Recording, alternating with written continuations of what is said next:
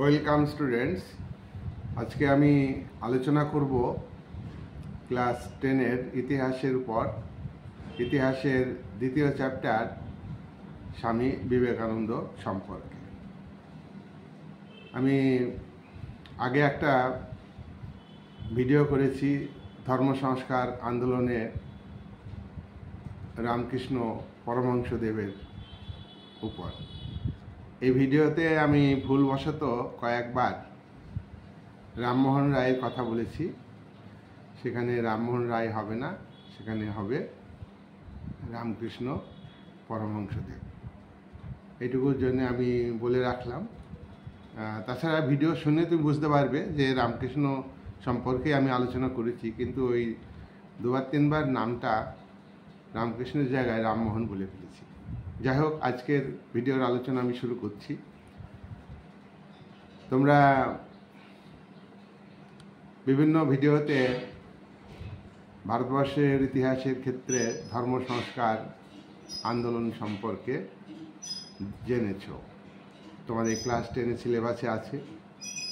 তো ধর্ম সংস্কার আন্দোলনের ক্ষেত্রে আজকের ভিডিওর আলোচনার বিষয় হলো স্বামী বিবেকানন্দ। স্বামী বিবেকানন্দ শ্রী শ্রী রামকৃষ্ণ পরমহংসদেবের শিষ্য, প্রধান শিষ্য বলা যায়। বিবেকানন্দ ভারতের যে কুসংস্কার আচ্ছন্ন সমাজ, ভারতের মানুষের মধ্যে যে ধর্মান্ধতা, জাতিভেদ প্রথা, উঁচু নিচু বর্ণের মধ্যে যে বিভাজন, এই সমস্ত কিছুর বিরোধিতা করেন তার ধর্ম সংস্কার আলোচনার মধ্য দিয়ে। রামকৃষ্ণের মৃত্যুর পর 1886 সালে রামকৃষ্ণের মৃত্যু হয়েছে। রামকৃষ্ণের আদর্শের দ্বারা অনুপ্রাণিত হয়ে বিবেকানন্দ ধর্ম সংস্কারে মনোনিবেশ করেন। বিবেকানন্দ রামকৃষ্ণ মিশন প্রতিষ্ঠা করেন। তিনি সন্ন্যাস গ্রহণ করেন, শিষ্যত্ব গ্রহণ করেন রামকৃষ্ণের কাছে। বিবেকানন্দের ছোটবেলার নাম হলো নরেন্দ্রনাথ দত্ত। তিনি পরবর্তীকালে স্বামী বিবেকানন্দ রূপে পরিচিতি লাভ করেন। বিবেকানন্দ রামকৃষ্ণের বাণীকে, আদর্শকে ভারত তথা সারা বিশ্বে ছড়িয়ে দেন, সারা বিশ্বে প্রচার করেন। বিবেকানন্দ উত্তর কলকাতার সিমলা অঞ্চলে একটি সম্ভ্রান্ত পরিবারে 1863 সালে জন্মগ্রহণ করেন। তার প্রথম নাম দেওয়া হয় নরেন্দ্রনাথ দত্ত। নরেন্দ্রনাথ স্কটিশ কলেজে ভর্তি হন। তিনি বিএ পাশ করেন। তারপর রামকৃষ্ণের সংস্পর্শে আসেন এবং রামকৃষ্ণের যে ধর্মীয় ভাবনার দ্বারা তিনি প্রভাবিত হয়েছেন। বিবেকানন্দ রামকৃষ্ণ যে ভেবেছিলেন যে জীবে প্রেম করলে ঈশ্বরকে পাওয়া যায়, জীবকে ভালোবাসলে ঈশ্বরকে ভালোবাসা হয়, মানুষকে ভালোবাসা, মূর্তি পূজার মধ্য দিয়ে ঈশ্বর লাভ করা যায় না। ঈশ্বর লাভ করতে গেলে বিশাল জ্ঞানের অধিকারী হতে হয় না, শাস্ত্র জ্ঞানী হতে হয় না, পাণ্ডিত্য অর্জন করতে হয় না। সাধারণ মানুষ হিসাবেই মানুষকে ভালোবাসলে ঈশ্বর পাওয়া যায়। এই যে আদর্শ রামকৃষ্ণ, এই আদর্শের দ্বারা বিবেকানন্দ প্রভাবিত হয়েছেন। বিবেকানন্দের জাতীয়তাবাদী ভাবনা ছিল। নতুন ভারত গড়ার স্বপ্ন তিনি দেখেছেন। নতুন ভারত গড়ার জন্য তিনি লড়াই করেছেন। জাতীয়তাবাদ কি তোমরা জানবে যে জাতীয়তাবাদ হলো দেশের প্রতি ভালোবাসা, দেশপ্রেম, স্বদেশ প্রেম, দেশের প্রতি দেশের শিক্ষা, সংস্কৃতি, ঐতিহ্য, ধর্ম, দেশের জল, হাওয়া, বাতাস, পরিবেশ সব কিছুকে ভালোবাসতে শেখা, গভীরভাবে ভালোবাসতে শেখা, এটাই হচ্ছে জাতীয়তাবাদ। এই জাতীয়তাবাদকে গড়ে তোলার ক্ষেত্রে বিবেকানন্দ বিশেষ ভূমিকা পালন করেছেন। বিবেকানন্দ ভারতকে স্বাধীন করবার কথা বলেছেন। তিনি জাতীয়তাবাদে উদ্বুদ্ধ হয়ে ভারতবাসীকে উপনিবেশিক ব্রিটিশ সাম্রাজ্যবাদী শক্তির বিরুদ্ধে লড়াই করতে বলেছেন। বিবেকানন্দ বলেছেন যে ইতিহাস হচ্ছে শ্রেণী সংগ্রামের ইতিহাস। ইতিহাসে দেখা যায় যে সমাজের শোষিত বঞ্চিত মানুষ তারা লড়াই সংগ্রামের মধ্যে দিয়েই তাদের অস্তিত্বকে বজায় রেখেছে। বিবেকানন্দ বর্ণাশ্রমের বিরোধী ছিলেন। বিবেকানন্দ বলেছেন যে ব্রাহ্মণ, ক্ষত্রিয়, বৈশ্য, শূদ্র, এই যে চারটি বিভাজন মানুষের মধ্যে, এটা কৃত্রিম, এটা ঈশ্বর বিভাজন করেনি।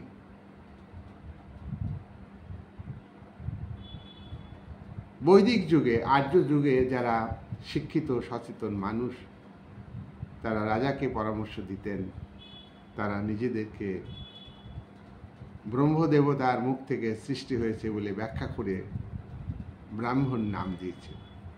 ক্ষত্রিয়, তারা শিক্ষিত যারা নিজেদেরকে ব্রাহ্মণ মনে করল, তারা যারা দেশের রক্ষক, দেশকে রক্ষা করে, ব্রহ্মদেবতার বাহু থেকে সৃষ্টি হয়েছে, তাই তারা হলো ক্ষত্রিয়। আর যারা উৎপাদন করে, ব্যবসা বাণিজ্য করে, তারা ব্রহ্মদেবতার ঠাঁই থেকে সৃষ্টি হয়েছে, তারা হচ্ছে বৈশ্য। আর ব্রহ্মদেবতার পদযুগল থেকে বাকি মানুষ যারা কৃতদাস, হরিজন, যারা শোষিত বঞ্চিত, তারা হলো শূদ্র। এই যে ব্যাখ্যা, পুরোহিতদের যেই ব্যাখ্যা, এই ব্যাখ্যার তিনি সমালোচনা করেছেন। তিনি বলেছেন যে একটা সময়ে ব্রাহ্মণরা ভারতবর্ষে শাসন করেছে, অর্থাৎ ব্রাহ্মণদের কথা মতো রাজারা পরিচালিত হয়েছে, ক্ষত্রিয়দের কথা মতো রাজা পরিচালিত হয়েছে। এখন শূদ্ররা শাসন করছে, এদেরও দিন শেষ হবে আগামী দিনে। এখন বৈশ্যরা শাসন করছে, শূদ্ররা নয়। আগামী দিনে শূদ্ররা শাসন করবে।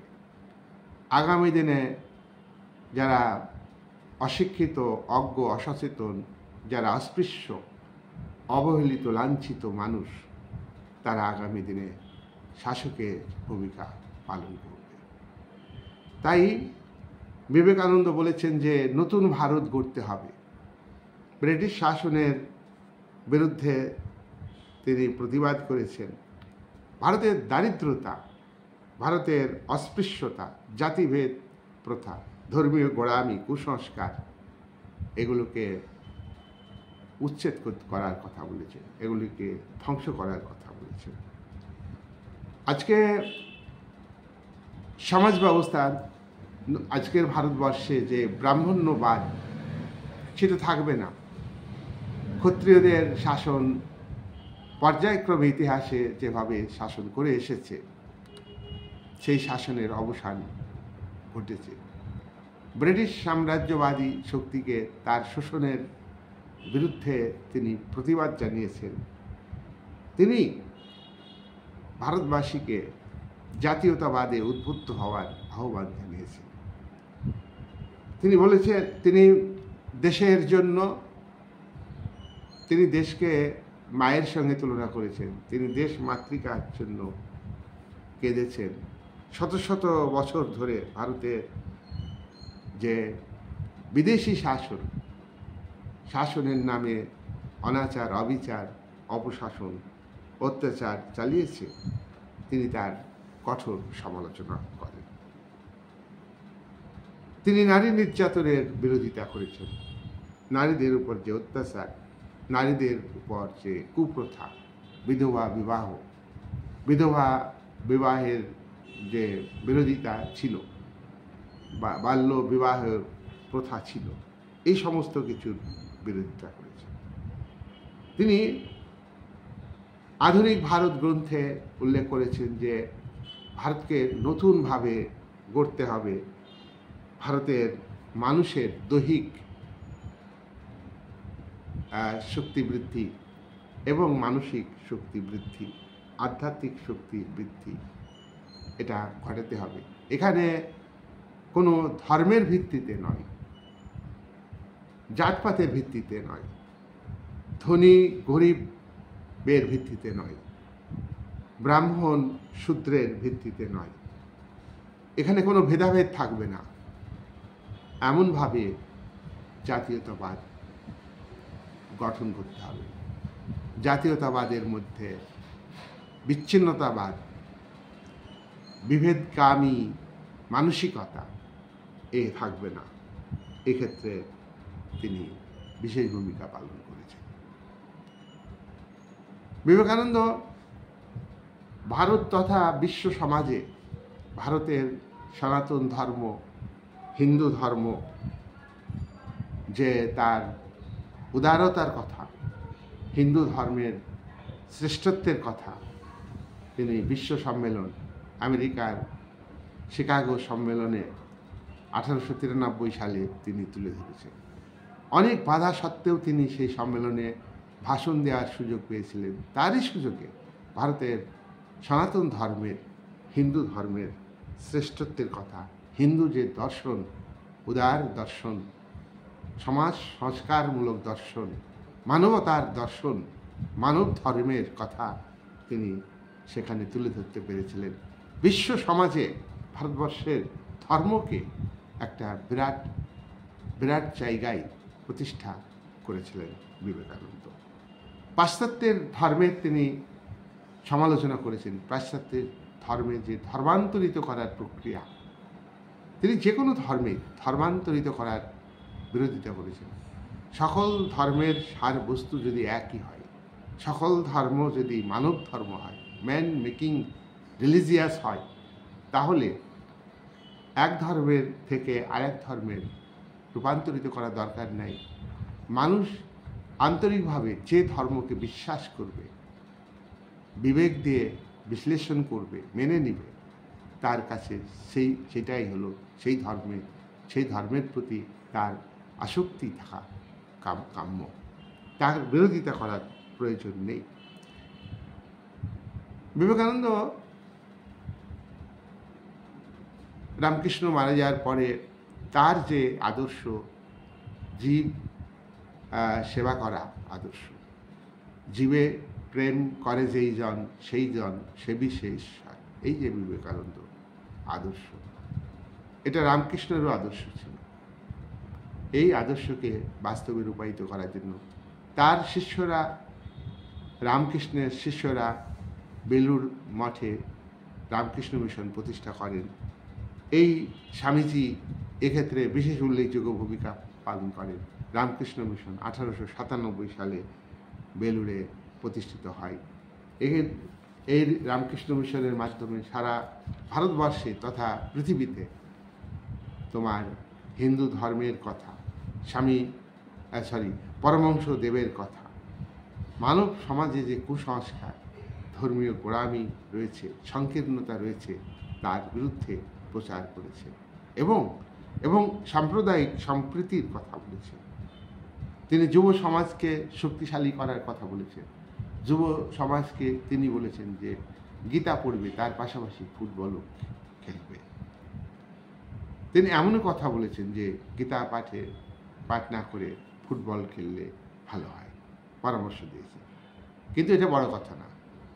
ভালো জিনিসকে গ্রহণ করা, তার পাশাপাশি শরীরচর্চা করা, অর্থাৎ বৌদ্ধিক বিকাশ, মানসিক বিকাশ, পাশাপাশি শারীরিক গঠন, এই দুয়ের মধ্য দিয়ে তিনি আত্মবিকাশ, আত্মশক্তিতে বলীয়ান হওয়ার কথা বলেছেন। বিবেকানন্দ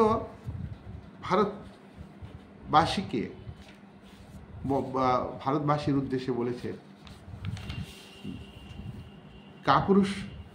কাপুরুষ হলে স্বাধীনতা দাবি করা যায় না। কাপুরুষ যারা ভীরু, তারা স্বাধীনতা লাভ করতে পারবে না। স্বাধীনতা লাভ করতে গেলে তোমার সাহসী হতে হবে, বীর হতে হবে, যোদ্ধা হতে হবে। আর অন্য ধর্মকে, অন্য দেশকে অনুকরণ করা নয়। অনুকরণ হচ্ছে তোমার দুর্বল জাতির লক্ষণ। দাসসুলভ মানসিকতা, এটা ঠিক নয়। নিজেকে স্বাধীন করতে হবে। হ্যাঁ, যদি ভারতবাসী নিজেকে কাপুরুষ মনে করে, সেটা কিন্তু লজ্জার ব্যাপার। ভারতবাসী কাপুরুষ নয়। ভারতবাসী আজকে জাতিতে বিভেদ সৃষ্টি হয়েছে। এখানে দারিদ্রতা ব্যাপক, অশিক্ষা, অজ্ঞতা ব্যাপক। এখানে উগ্র মানসিকতা আছে। কিন্তু তা সত্ত্বেও ভারতবাসীকে তোমার ত্যাগ স্বীকার করতে হবে, সাহসী হতে হবে। ভারতবর্ষে, হে ভারতকে ভুলে গেলে হবে না।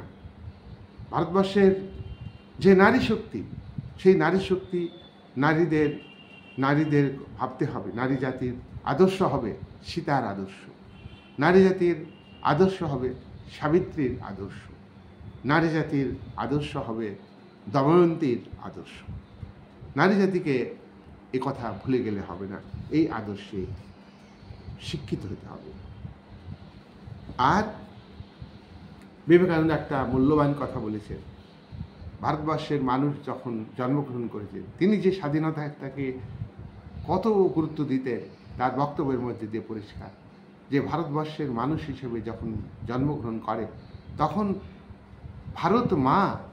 ভারতের মাটির জন্য সে বলিদান হতে প্রস্তুত। বলিদান প্রদত্ত, মায়ের জন্য বলিদানের জন্যই ভারতবাসী তুমি জন্মগ্রহণ করেছ। ভারতবাসীকে পাশ্চাত্যের যে শিক্ষা, সেটাকে অনুকরণ করার বিরোধিতা করেছেন।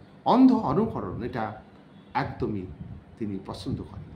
তাই পাশ্চাত্যের অন্ধ অনুকরণ, উগ্র মানসিকতা, পাশ্চাত্যের যে উগ্র জাতীয়তাবাদ, বিকৃত জাতীয়তাবাদ, সেই জাতীয়তাবাদের বিরোধিতা করেছেন। তিনি আদর্শ জাতীয়তাবাদের কথা বলেছেন। আদর্শ জাতীয়তাবাদ কাকে বলে? নিজের দেশকে ভালোবাসো, নিজেকে ভালোবাসো, অপরকে ভালোবাসো। নিজের দেশের প্রতি ভালোবাসা, পাশাপাশি বিশ্বের অন্যান্য দেশের মানুষের প্রতি ভালোবাসা, এটাই হলো আদর্শ জাতীয়তাবাদ। আর বিবেকানন্দ বলেছেন যে পাশ্চাত্যের যে জাতীয়তাবাদ, সেটা হলো বিকৃত জাতীয়তাবাদ। এই জাতীয়তাবাদকে ভারতবর্ষের মানুষকে ভুলে যেতে হবে।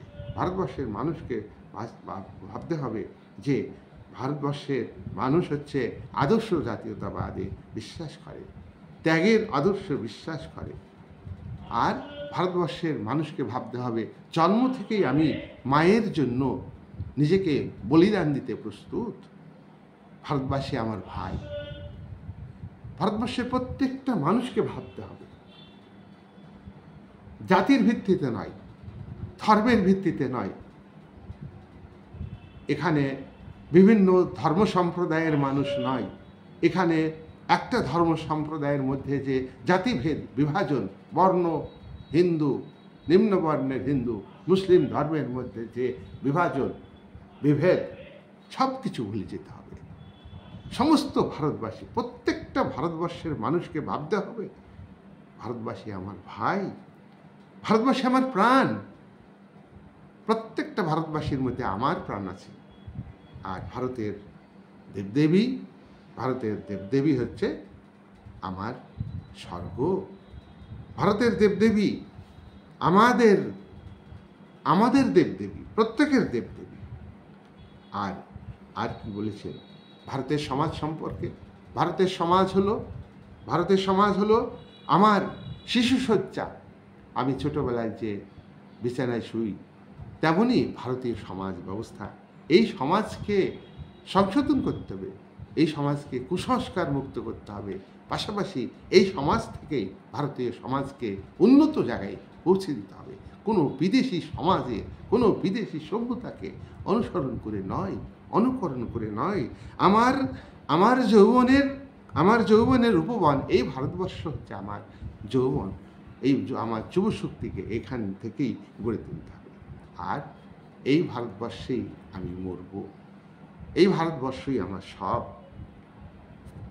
ভারতবর্ষের মানুষের উদ্দেশ্যে তিনি বলেছেন, বলো ভাই,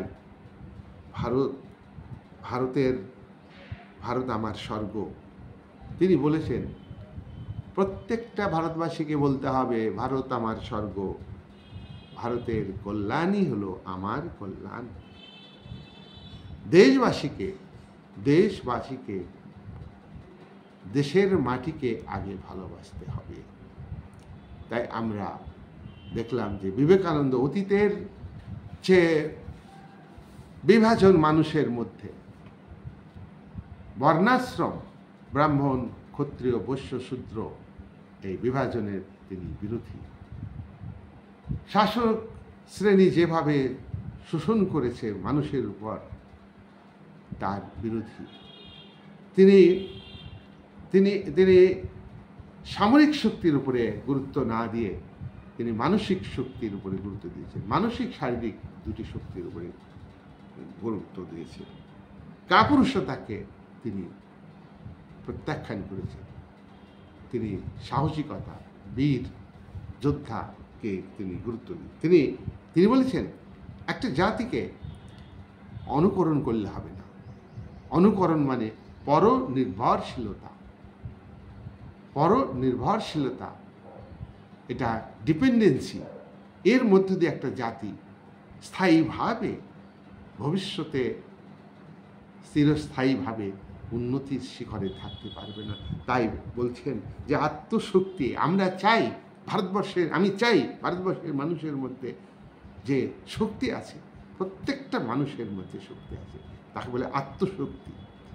প্রত্যেকটা মানুষ নিজেকে জানবে, নিজেকে শিখবে এবং নিজেকে মানুষ হিসাবে গড়ে তুলবে, মনুষ্যত্ব জাগিয়ে তুলবে, কাপুরুষতাকে ত্যাগ করবে, মানুষ হতে হবে, দেশ প্রেমে উদ্বুদ্ধ হবে। এইভাবে বিবেকানন্দ তার ধর্মকে গড়ে তুলেছেন। যাই হোক, আমরা যেটুকু আলোচনা করলাম, এবার আমি বিবেকানন্দ সম্পর্কে একটা সংক্ষেপে একটা মূল্যায়ন করব। তাহলে আমরা দেখছি যে যুগে যুগে বিভিন্ন ধর্ম অবতার আবির্ভূত হন। আমাদের বিবেকানন্দ তিনি ধর্ম অবতার, আধুনিক ধর্মের সঙ্গে তিনি আধুনিক ভারতকে আত্মশক্তি, আত্মনির্ভরশীল হওয়ার পরামর্শ দিয়েছেন। তিনি বুঝেছিলেন দৈহিক শক্তি বৃদ্ধি পেলেই হবে না, মানসিক শক্তির বৃদ্ধি করতে হবে, আত্মিক শক্তির বৃদ্ধি করতে হবে। আর ধর্ম কোনো বাহ্যিক ব্যাপার না, এটা অন্তরের ব্যাপার। তাহলে তিনি বিভিন্ন বইয়ে তার বক্তব্য তুলে ধরেছেন। রাজযোগ বইয়ে, পরিব্রাজক বইয়ে, বর্তমান ভারত, এই সমস্ত বইয়ে তিনি তার আদর্শকে তুলে ধরেছেন। তার আদর্শের দ্বারা বহু বিপ্লবী আত্মত্যাগ করেছে, ছাত্রত্যাগ করেছে, দেশ প্রেমে উদ্বুদ্ধ হয়েছে। তারা দেশকে মায়ের মতো মনে করত, দেশের জন্য তারা বলিদান করেছে, নিজেকে আর তার বলি প্রদত্ত হয়েছে, বলি দিয়েছে নিজেকে দেশের জন্য। অরবিন্দ ঘোষ, সুভাষচন্দ্র বসু প্রমুখ বহু বিপ্লবী বিবেকানন্দের আদর্শের দ্বারা অনুপ্রাণিত হয়েছেন, উদ্বুদ্ধ হয়েছে। তাই বিবেকানন্দকে আমরা শুধু একটা ধর্ম সংস্কারক হিসাবে মূল্যায়ন করব না, শুধুমাত্র সমাজ সংস্কারক হিসাবে মূল্যায়ন করব না, শুধুমাত্র শিক্ষা সংস্কারক হিসাবে মূল্যায়ন করব না। আমাদের আলোচনার বিষয় হচ্ছে বিবেকানন্দ ধর্ম সংস্কার। তাহলে এই তার ধর্ম সংস্কারমূলক যে আলোচনা, সেই আলোচনার সঙ্গে ভারতবর্ষের নতুন ভারতে অর্থনৈতিক দিক, সামাজিক দিক, রাজনৈতিক দিক সমস্ত কিছু তিনি তুলে ধরেছেন। রাজনৈতিক দিক তিনি সংগ্রামশীল জাতীয়তাবাদের কথা বলেছেন, আদর্শ জাতীয়তাবাদের কথা বলেছেন। তিনি বিকৃত জাতীয়তাবাদের বিরোধিতা করেছেন, উগ্র জাতীয়তাবাদের বিরোধিতা করেছেন। যে জাতীয়তাবাদ মানব সভ্যতাকে ধ্বংস করবে সেই জাতীয়তাবাদের চরম বিরোধিতা করেছেন তিনি। আদর্শ জাতীয়তাবাদ তিনি বলেছেন, আদর্শ জাতীয়তাবাদ প্রতিষ্ঠিত হলে আন্তর্জাতিকতাবাদ প্রতিষ্ঠিত হবে, বিশ্বে শান্তি বিরাজ করবে, বিশ্বে শান্তি বিরাজ করবে। আজকে বিশ্ব যতই উন্নত হোক না কেন, এত কাটাকাটি, হানাহানি, প্রত্যেকটা দেশ তার সার্বভৌম শক্তিকে নিয়ে আতঙ্ক, কি করে দেশের সার্বভৌমত্ব রক্ষা করবে? কেন? সে বলশালী রাষ্ট্রও কিন্তু এই আতঙ্ক তার আছে। শক্তিশালী দেশ বলেই যে তার সার্বভৌমত্বকে ক্ষুণ্ণ করবে না এমন ভাবনা তার মধ্যে নাই। কিন্তু তাহলে বিবেকানন্দের আদর্শ কিন্তু আন্তর্জাতিকতাবাদের আদর্শ জাতীয়তাবাদের পথ ধরেই আন্তর্জাতিকতাবাদের পৌঁছানো যায়। আর দেশপ্রেম, দেশ ত্যাগ, সাহস, সমস্ত দিক, এবং তিনি ইতিহাসকে বিশ্লেষণ করছেন, শ্রেণী সংগ্রামের ইতিহাস। তিনি সাম্যবাদের কথা বলেছেন, সমান অধিকারের কথা বলেছেন, নিচু জাতি উঁচু জাতি বিভাজন থাকবে। তিনি নারী সমাজকে সাহসিকতার পরিচয় দিতে বলেছেন। তিনি বলেছেন সাবিত্রী, সত্যবান, সীতার আদর্শকে গ্রহণ করবে আজকের নারী সমাজ। আজকে প্রত্যেকটা মানুষের, প্রত্যেকটা ইচ অ্যান্ড এভরি মানুষ, আজকের বিচারে 140 কোটি মানুষ, প্রত্যেকটা মানুষের মধ্যে বিবেকানন্দের যে আদর্শ এমনই আদর্শ যে আদর্শকে আমরা কেউই অস্বীকার করতে পারব না। এই বলে তোমরা ভিডিওটা দেখবে, এই বলে আমার ভিডিও আজকে আলোচনা শেষ করলাম। এটা সংক্ষিপ্ত আলোচনা করলাম। এটা হাই লেভেল হলে আমার পলিটিক্যাল সায়েন্সে যখন আমি আলোচনা করব বিবেকানন্দের ন্যাশনালিজম আরও অনেক বেশি আলোচনা করতে পারবো আমি। তো আমার যেহেতু ক্লাস 10, এটা সামগ্রিক দিক আমি তুলে ধরলাম। আর বিবেকানন্দর যে রাষ্ট্রচিন্তা, ন্যাশনালিজম, তোমার আমি সেখানে আরও ভিডিও বানাবো। এটা আপাতত এটা তোমরা দেখো, এই বলে আজকের আলোচনা শেষ করছি। আর তোমরা আমার চ্যানেলকে সাবস্ক্রাইব করবে, আমার চ্যানেলকে তোমার লাইক করবে, শেয়ার করবে, কমেন্ট করবে। এই বলে আজকের সংক্ষিপ্ত আলোচনা এখানেই শেষ করব।